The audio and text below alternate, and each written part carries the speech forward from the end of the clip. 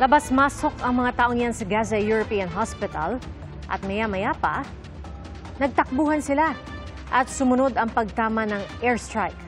Ayon sa Gaza Health Ministry, 16 ang nasawi at mahigit 70 ang nasugatan sa pagtama ng 9 na missile.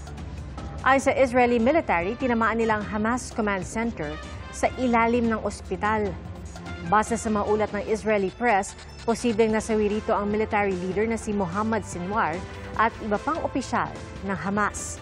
Itinanggi ng Hamas na ginagamit nila sa pakikidigma ang mga ospital at ari-ariang sibilyan. Mga kapuso, maging una sa saksi. Mag-subscribe sa GMA Integrated News sa YouTube para sa iba't ibang balita.